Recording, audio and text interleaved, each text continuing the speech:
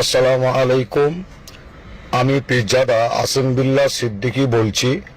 বর্তমান সময়ে আমার কয়েকটি পুরাতন অডিও নিয়ে, তার মধ্যে কিছু অডিও শুনে মনে হয়েছে এডিটিং করা হয়েছে এবং কিছু অডিও যেটা সত্য। তার মধ্যে একটি অডিওতে আমি আওলাদে মোস্তফা মাদানী পিরজাদা সাদ্দাম সিদ্দিকী ভাইকে নিয়ে কিছু কথা বলেছি, যেটা নিয়ে সোশ্যাল মিডিয়াতে ফিতনা ছড়ানো হচ্ছে।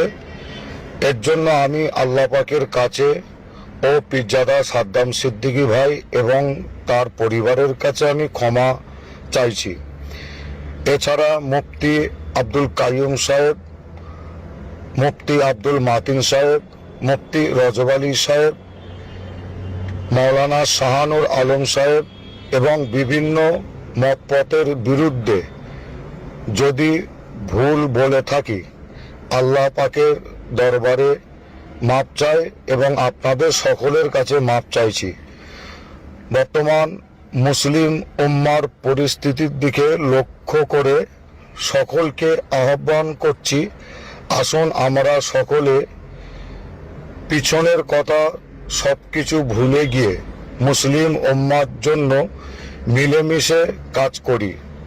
সকলকে অনুরোধ করছি, আপনারা আমার বক্তব্য কাটিং করে এবং এডিটিং করে সমাজে ফিতনা ছড়াবেন না, নচেত আমি আইনত ব্যবস্থা নিতে বাধ্য হব।